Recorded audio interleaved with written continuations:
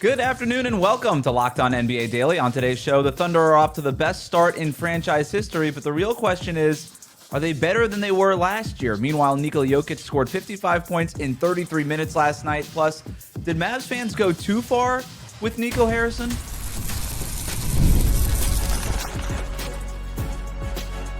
You are Locked On NBA, your daily NBA podcast. Part of the Locked On Podcast Network, your team every day.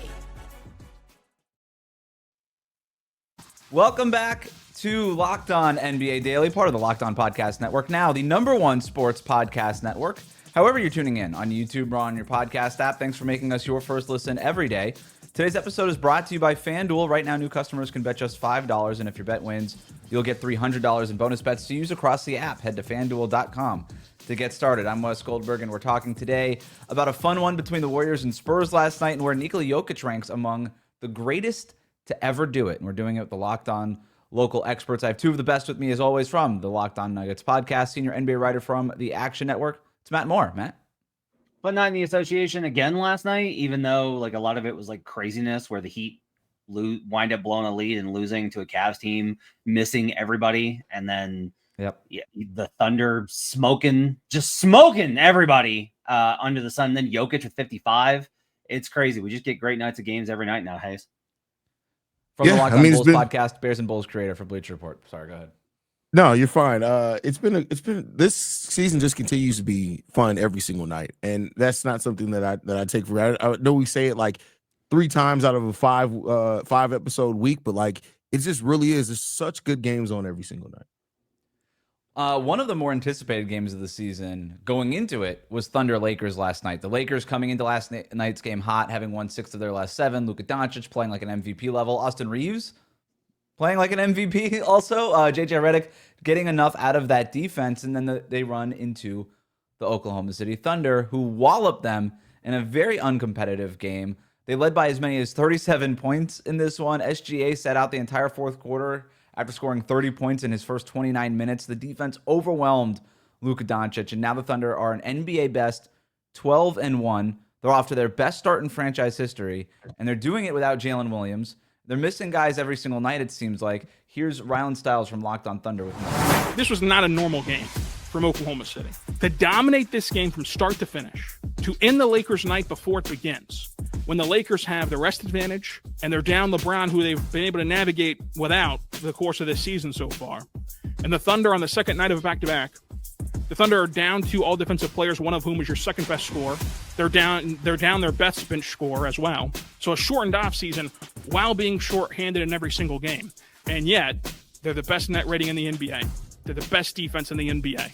The best player in the league who's still improving. An ever-improving core. Like, you can see strides in Kaysen, in Chet, in AJ, even iHeart. You can go down the list of guys who have improved on this roster. It's all of them. And they were the second youngest team to ever win a championship last year. And it's funny, like, that we all harped on the playoff experience all year long. They finally got it, and we haven't even seen what that experience will do and how it will shape them come playoff time. So, Matt, you heard it from Rylan. Best net rating, best defensive rating in the league, best record in the NBA is the Oklahoma City Thunder. But my question to you is, we know that they're the best in the NBA right now. Are they better than they were last year? No, they're not. So the key here is you want to look under the hood and actually examine, like, this is where a lot of the stat stuff is better at predicting how good a team is. Like, we don't use this stuff just because it's numbers for nerds, that too, but it's because it's more predictive over the long term. Their net rating isn't as good as last year. It's the best in the league. It's not as good as last year. Their offensive rating isn't as good as last year. It's great. It's not as good as last year. Their defensive rating, not as good as last year. Best in the league, not as good as last year.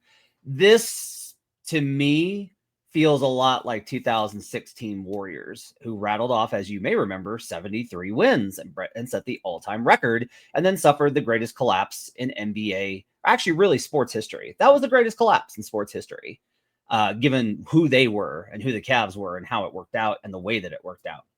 Now, there's a lot of ways in which that 2016 Warriors doesn't have that happen, and then they just win the title, and they're remembered as the greatest team of all time.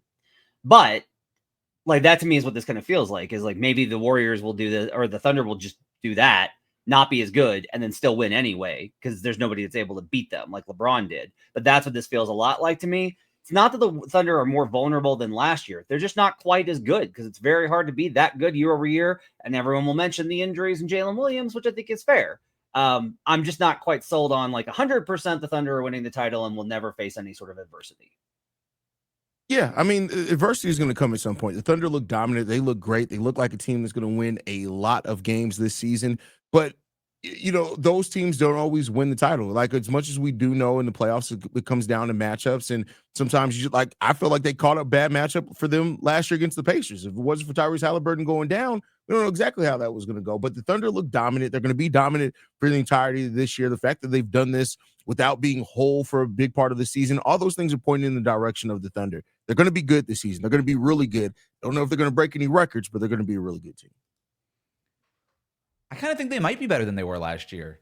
Like, beyond all the net rating and defensive rating stuff, I mean, they're still by far the best defensive rating in the league. They have a defensive rating of 103.0 as of this morning. Denver is second at 109.4. I mean, they are lapping the field in defensive rating, and that is a better mark than it was last year. Their opponent turnover percentage is a little bit better than it was last year. I mean, they're a better rebounding team than they were last year. That was one of their holes. But really, it kind of goes back to what I think Ryland said, the experience. I think there's places where you can kind of nitpick on this from that Thunder run last year, right? Like they did have to go 7 games with Denver. They did have to go 7 games with the Indiana Pacers, despite how on paper dominant they were. I wonder if having that experience now, maybe it doesn't result in some of the net rating stuff and all these crazy records that they broke last year, but maybe it does result into a team that just takes care of business on a better day-to-day basis than Are we just are we just like throwing out vibes? Is that what we're doing? We're just gonna like make up an argument based off of vibes here, Wes? Like, No, yes. I think I understand what Wes is getting at, is because like teams that do go the distance and win the title, sometimes in the next season they know how to better pace themselves. Maybe they don't break the records or have the net rating or anything, but maybe they're a more refined team in the playoffs this year, and then they don't go to 7 games. But their ceiling is higher. Okay, Yeah. but what was the problem in the playoffs last year in particular? It was down the stretch in close games, right? Like that was where it really got tight. Have they been in any close games? Or are they blowing everybody out? They're blowing everybody out. Everybody out, which is why I think maybe the experience comes in. My point is that you can't be like, well, I think that experience really matters. It doesn't, because that experience they gained hasn't applied here. So, like, if they were closing teams out, Wes, and it was like they're just clutching everybody out, or it's like championship pedigree, know how to do it. Okay, but that's not what's happening. They're just killing everybody. Well, Matt, maybe that is part of learning how to close better, is to not even put yourself in the situations to where it has to come down the wire. I get what you're saying, but I'm saying that maybe in part of that experience is like, hey, we were in way too many close games last season. Let's not even put ourselves in that situation. Yeah, it's possible. Look, it's possible that they just never get it. Like, they don't ever face adversity. It's like the Celtics never faced it in 2024. It was just easy for them. They never faced adversity. It's possible that happens. I am just kind of curious. When you watch them, do you feel like, oh man, this team's got so much firepower? Like, how are you going to, like, that's how you felt with the Warriors, right, Wes? It is, but they haven't had Jalen Williams. Okay, do you feel like that even when they have Jalen Williams? Do you feel like, oh man? I don't feel that way offensively. I didn't feel that way last year. I feel about them defensively that way. Sure. Defensively, yeah. I'm like, oh wow, they have 6 guys that can credibly defend Luka Doncic. That's insane. Mm-hmm. Yeah, and that and they won the championship, but I just they are by the way 13th in EFG. Okay, I'm nitpicking because I got to. Like, if you want like the base answer, it's that the Thunder are the best team. They're going to win the title. That's it. But like, let me ask you this: does it feel like SGA has gone full throttle yet this year, Matt? Yeah, this is who he is. Like, he's very consistent. I don't feel like Shai's got another level that he's gonna hit. He'll have a stretch where it's like he might rattle off like 240s, 340s out of 5, right? Because he can do that, depending on who they face. But like, the thing I love about SGA is that he's a metronome, man. It is 30-6 every night. Like, that honestly is so underrated in the NBA, because we get caught up with like Luka will have 45 and the next game is like 22, 24. But like Shai is like 30-6, same efficiency every single night. And that to me is like what's so great about him. If you want like that for the level of pacing it, that is what I think is so impressive is like you can count on Shai 30-6 every single night. SGA was not the only one who dominated on Wednesday night. Steph Curry, Nikola Jokic, all of them had big nights. And those big nights are raising bigger questions about them and their teams. We're going to go to Make It Take It after this. Today's episode of Locked On NBA Daily is brought to you by Wayfair. The holiday season is right around the corner, and that means it's time to get your home ready. Whether you need more seating for guests, cozy new linens, or fun serveware for holiday hosting, Wayfair's Black Friday sale is here to help you make your space shine. And the best part, you don't have to wait. Wayfair's Black Friday deals are happening all month long with up to 70% off everything from sofas to spatulas. I recently got a bunch of new furniture for our baby's room from Wayfair. They made it easy. I couldn't believe how fast everything shipped just in time for the holidays. Browsing through their site, it's easy to find pieces that actually fit our style, nothing generic, just quality designs that make it feel personal. If you've ever hosted family for holidays, you know how much difference a few touches can make. Wayfair makes doing that easy. Don't miss out on early Black Friday deals. Head to wayfair.com now to shop Wayfair's Black Friday sale for up to 70% off. That's Wayfair, WAYFAIR.com. Sale ends December 6th.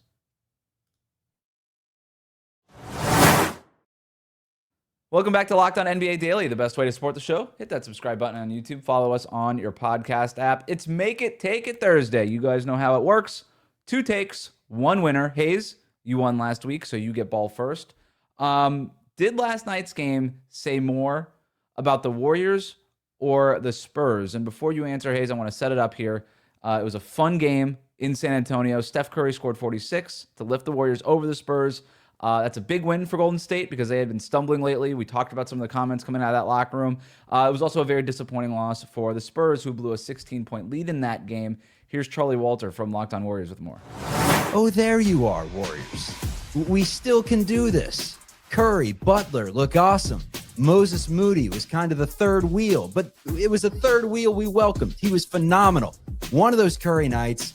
We got a game-changing stretch that we got to talk about, bridging the third and the fourth. Warriors stepped on the gas late and finished the job, and we went from no offensive flow to humming.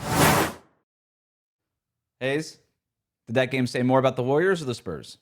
I think it says more about the Spurs. The Warriors are who we thought they were. Like, we know that they can do this. We know that they have the capability to do this. But the fact that the Spurs in this game were still right in it into the fourth quarter, until the Warriors went on that 15-8 run to seal that game, I think it tells us a lot about this young Spurs team that is ahead of schedule, and that, not to say that they aren't, the Warriors are probably still a better team right now, but like, I think that just taken away from what Wemby and the Spurs team was able to compete with the old Wild Hogs Warriors team, I learned more about the Spurs in this one, because the Warriors, we've seen this before. Steph went off. Jimmy had a solid night. We've seen this before. We're on a Vibes Wednesday here. Here's like the facts of the matter is that the Warriors shot 36 free throws to 16 for the Spurs. Do we really think that the Warriors offense with all of their physicality is causing that? No. Spurs got a little sloppy with the ball, 5 more turnovers. That was a case here, but really this is what it comes down to. Steph Curry generated 16 free throws. He was only 5 of 16 from 3, 31%. Is that the kind of model that you want for the Golden State Warriors? Probably not. I kind of look at this a lot more. And Jimmy Butler had 28, which, as Wes knows, is not going to be what they can count on every single night. I'll be more interested in to see what happens in the second game. They're playing the duplex set. They played last night in San Antonio. They'll play tomorrow night in San Antonio in a cup game. I'll be very curious to see how San Antonio responds in that game, because to be honest with you, I don't think this game says much about either team. I think Haize is probably right that the Spurs probably have some stuff to learn, but I also think that right now they're a better team, and the Dubs just got a desperation win that gets evaporated if they don't win tomorrow night. Matt, I agree with every point you made, but you didn't actually answer the question. Haize actually answered the question, so Haize gets the points. You said neither. It's not how this game works. Let's move on. Nikola Jokic in another big performance, 55 points, 12 rebounds, 6 assists, and it only took him 33 minutes. He scored 25 of those points in the first quarter, then 21 in the third quarter as the Nuggets pulled away from the Clippers. He outscored the entire Clippers starting lineup by himself. Just crazy stuff from the 3-time MVP, who is still putting up MVP-type numbers again this season. Matt, watching Jokic score 55 last night, what stood out to me, and I'm curious what you guys talked about on Locked On Nuggets, but it just looks so easy for him. This wasn't a forced 55. It wasn't even, dare I say, an exciting 55. You just kind of looked up and you're like, wow, 25 points after the first quarter. Wow, 52 points after the third quarter. Because he makes it look so easy, I'm kind of sitting there thinking, he's one of the greatest to ever do it. We know that. But how high is too high to consider Nikola Jokic all time? If we're doing technicalities, it's make it take it. So Haize goes first. That's right, Haize. Okay. I mean, how high is too high to rank Jokic? I mean, I think he top 5 easily. Like, he should be in the conversations for. He has the trophies to stand by. He has a title. Like, could he get more? Yeah, he's not done yet. But when you look at Jokic in the East of which he does and how much he's elevated that team over years, when you talk about the best to ever play basketball or greatest, like, I know greatest, you like to link to titles, but whatever it is, either or, like, there's not been very many players that make everybody around them that much better while the game looking so. Jokic isn't the most athletic player in the world. He's strong as hell, but I wouldn't say he's probably either the strongest either. It's the combination and the skill and the refinement of Jokic that has just puts him on another level at that position. So I think easily you can have a conversation top 5, at minimum top 10. And even then, I could probably make some arguments against it easily if we need to do that. Yeah, I think this is where an interesting idea of like the process versus results thing comes in, because I think you do have to win the titles. So, like, here's a list. You can choose any of the all-time lists you can find on the internet, but here's Bleacher Reports. Jordan, James, Kareem, Magic, Russell, Shaq, Duncan. That's the top 7. They all have 4 titles. The median for 7 to 20 is only 2, right? And you've got they've got Karl Malone on this list, which is like debatable. Oscar Robertson, only 1 title. If Jokic is like 1 title, but better than all the other 1 title guys, which I actually think you can argue pretty clearly he is, then where I kind of put him is somewhere between 10 and 7. I would probably log him somewhere around 9. Like, one of these things is like a lot of these lists have Steph Curry lower on the list, and that you can't have that. He's the greatest shooter of all time. And the game is literally decided by whether or not you make a bucket. Like, that's the entire core of the game. No one has ever controlled the game of basketball the way Jokic does. He has changed everything I think about the game, about the league, about the sport, from watching him night by night and how he controls it. And a lot of the players on the list above him did not control the game the same way. But I do think that you have to respect the accomplishments over a long career of guys like Tim Duncan that won 5 titles, of guys like Kareem Abdul-Jabbar who won 6 titles, obviously the 2 GOATs in Jordan and LeBron. So I think that if Jokic wins 3 titles, then to me, he's got to be top 5. 3, like, multiple MVPs, top 5, like that to me has to be there, but he's got to win the titles first. Question here, Matt, and this is just for the conversation. I get it that titles are part of this, but how many MVPs like equate to 1 title? Like for the players that have 4 titles, when they have 1 MVP, how much does Jokic's multiple MVPs outweigh the additional titles? How would you balance that? So what's interesting is, like, 7 through 20, the median there was only 1 MVP. Like, they averaged only 1 MVP. So he's got 3 of them. And I do think that matters, but I also think we have to consider the fact that we're in an era where the regular season matters less than it ever has in the NBA in NBA history. Like, it has never mattered less. And now Jokic takes it seriously and Jokic dominates. But I do think that has to factor into this conversation. We're also in an offensively tilted era. So that's going to be part of this conversation. Like, we haven't even talked about the defense side of this yet, where all the guys above him on any sort of list are going to be better defenders. I think it matters in terms of him having 3 MVPs, 4 MVPs if he wins another one this year. But I do think that ultimately, like, we respect titles more than MVPs. And I think that that's fair, because the point of professional basketball is to win, and it's to win championships. And if we're going to hold that, then I think that's got to factor way more heavily than MVPs. Matt, finally, some stats that make some sense. You get the points there. Our final topic here in today's Make It Take It. Jason Kidd talked about how Mavericks fans were chanting "Fire Nico" before last night's game, talking about how that was a distraction to the team and that he's looking forward to Mavericks fans moving on, saying, quote, "It was a little disrespectful. The guys are playing hard and they're trying to win. With that chant during free throws, it's very disrespectful. They got their point across as fans, but we have to move forward. I understand the healing process for fans, but these guys are playing hard ever since the trade. These guys have given everything." End quote. Matt, it's Make It Take It. It's your ball. Did Mavs fans go too far with the "Fire Nico" chants? No, they were so. it is a failure by everyone to understand the damage that was done with that trade. And a lot of this is that it is reasonable for organizations to expect their fans to be loyal, but that's also unrealistic in the terms of how NBA fandom has always been. Like, this is a star league. And if you're going to do that, you're going to have to understand how important those star players are to fans. People name their children after Luka. They name dogs after Luka. Like, it meant so much to them. There are so many stories of parents having to tell their kids that Luka got traded and the damage that was done, and they never held Nico Harrison responsible for that. So I don't think it went too far. I think if it continues, then yeah, it's like, look, you got to let your guys move on. Like, you support the team or don't support the team, but you can't hold it against these guys forever. So no, I don't think they went too far, but it's got to stop now. Yeah, I don't think they've went too far either. You, as fans, you have the right to express yourself, and this has been a frustrating period for fans of the Mavericks, and so they get to express themselves. It didn't get unruly. It didn't get to where anybody try to run on the court or do anything crazy, and so because of that, yeah, I can understand it being distracting. I can understand it being a little frustrating for players. And Kid is right. Like, eventually, we do have to move on, but for this, they earn this opportunity to express themselves and to voice their opinion. And I'm glad that they did it, because that's what the NBA is all about. What about the dogs? Was not a point that I expected to hear, Matt. You win it. Make it, take it. We finally we got you go from stats nerd in the first segment all the way to a vibe shift, caring about the dogs at the end of the second segment. I think that's more of a win for me and Haize, but we'll give you the win there and make it, take it. Coming up, we're going to look ahead to tonight's games, including a chance for the Hawks to keep showing that maybe they don't need Trae Young to win games. It's coming up. Today's episode of Locked On NBA Daily is brought to you by Built. Nobody likes paying rent, but if you must, you might as well get something for it. That's where Built comes in. Built is changing the game by turning your rent payment into real rewards that you can actually use. When you pay rent through Built, you can earn flexible points that can be redeemed towards hundreds of hotels and airlines, a future rent payment, or your next Lyft ride, and plenty of other options. But Built isn't just about rent. It's about rewarding you around your entire neighborhood. I love that with Built, your rent finally works for you. You're earning points every month on something that you already have to pay. So whether I'm grabbing food at my favorite local restaurant or I'm heading to the gym, I'm still earning rewards.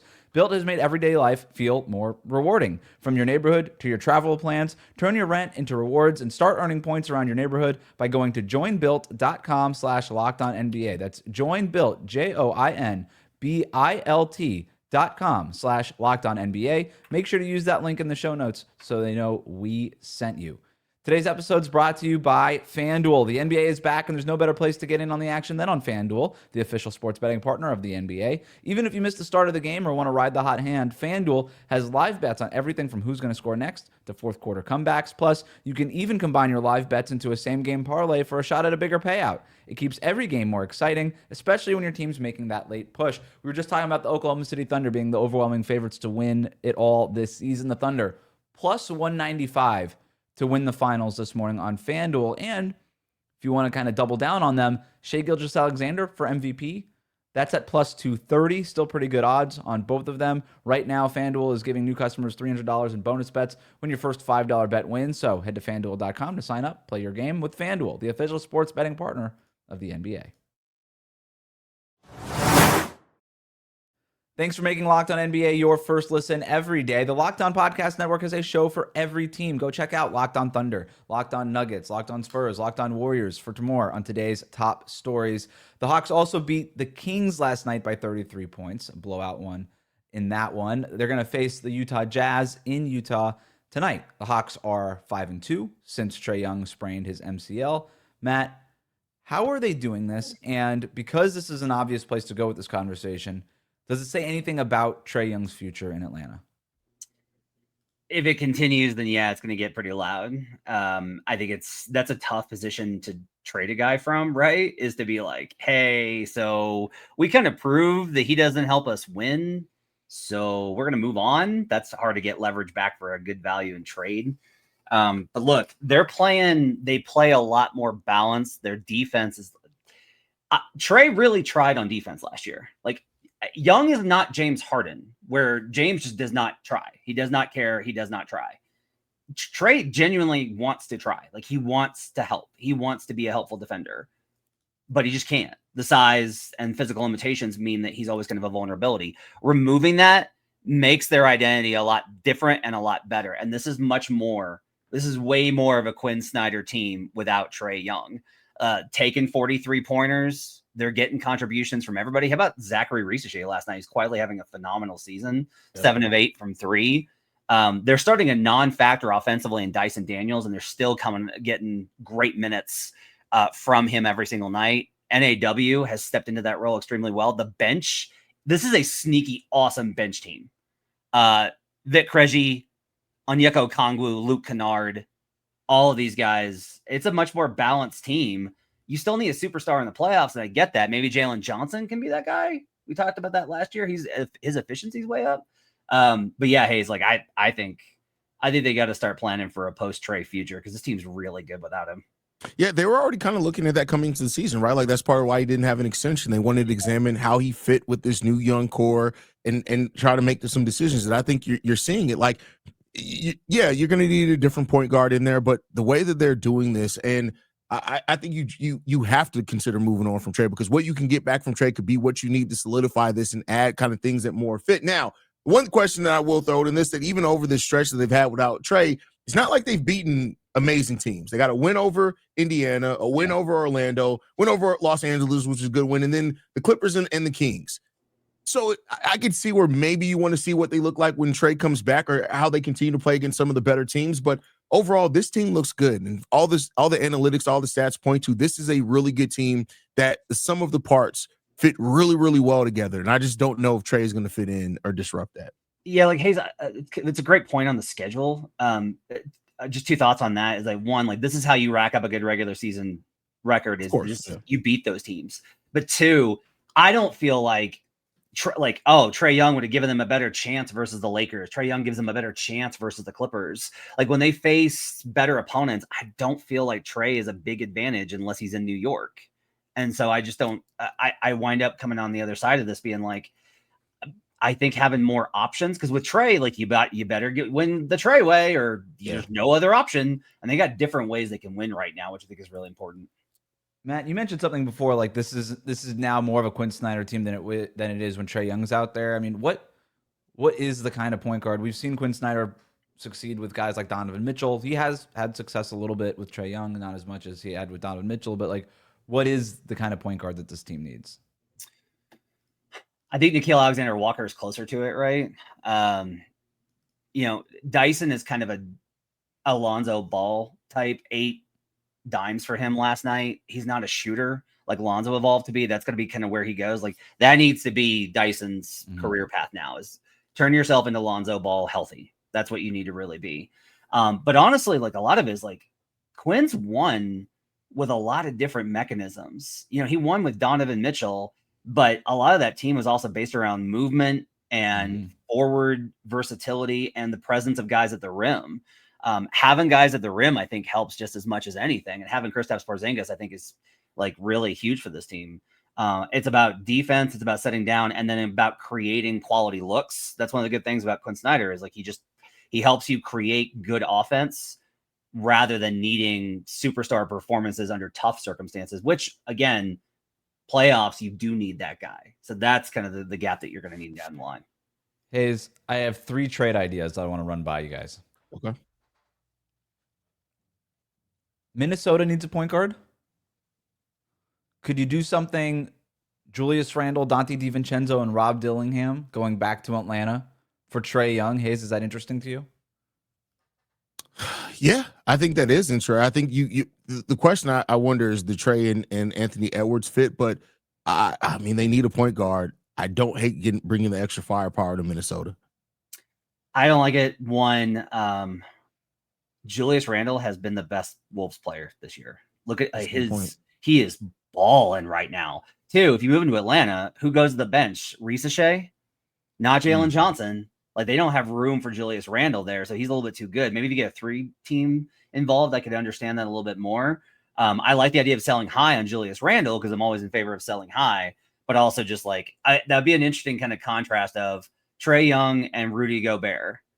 okay, can Trae get enough good offense out of Rudy, and can Rudy cover for Trae's defense? That battle would be it'd be a very slim line there between love and hate. Another one, Trae Young to the Orlando Magic for Franz Wagner. It's a hard no for me, bub. Yeah. From the Orlando side? Yeah. I think I'm with you. I get it. Franz. Yeah, man. Yeah. Like he's probably their best player. So like it seemed it seemed too bold to go Paolo, but if you trade Paolo's an underrated defender and he's a really good passer, but that actually makes more sense, Wes. Is trading Trae for Paolo and putting Paolo next to and letting Franz just sort of become that ultimate second banana. Yeah. But again, you still run into the same problem of who's going to, like, if Paolo's going there, you're going to bench Shai, your number 2 overall pick. Last one here. Trae Young to Dallas for Anthony Davis. Twin Towers with KP and Davis. Sort of. Johnson at the 3. I don't know if it's Twin Towers as much as hopefully one of them is healthy on any given day. Yeah. Trae Young and Kyrie Irving. How do you feel about that, Haize? Yeah, Feels like you have to move Kyrie in another You have to move Kyrie in another move. But you've got Trae Young and Cooper Flag and Derek Lively if you're Dallas. Yeah, I don't think Who drafted Trae Young? That's true. That's a good point. He comes home. That is true. Hey, you're not into it? I'm not into it personally. I think, the best one is probably Memphis. That's probably the best one. Just a swap? Yeah, just send Ja, and he can play for Quinn Snyder and look like an all-star. And Trae can trade up in Memphis. I don't like that. But would the Hawks would get something plus Ja, right? Like it would have to be Ja plus maybe a pick at this point. I don't think so. I think it's even. I know how much Ja has struggled, but it's like Ja when good is so much better than Trae. Yeah, that's fair. Just feels like he's such a distressed asset at this point. But what about the Nets? What, they would just trade all 5 of their guys that they just drafted for Trae Young? Nick Claxton. Okay. Some of the other, I'm trying to think if they have any other contracts they can send to make up the money difference. Terrence Mann back to Atlanta. Don't mind that. I don't know if they have the pick assets, but that's like an interesting one. Right. I just think that, like, if you trade for Trae and you sit him and you tank out and then you go for it in free agency next year and you try and get somebody to go with Trae. I don't like stepping on Yegor Demon. Sure. Yeah. Sure. That's where I stand on the Brooklyn Nets. If you like what you heard today, subscribe to Locked On NBA Daily wherever you get your podcasts, including on YouTube. Thank you to Matt and Haize for their expertise every day. Thank you for making Locked On NBA Daily your first listen. We'll see you right back here tomorrow on Locked On NBA Daily.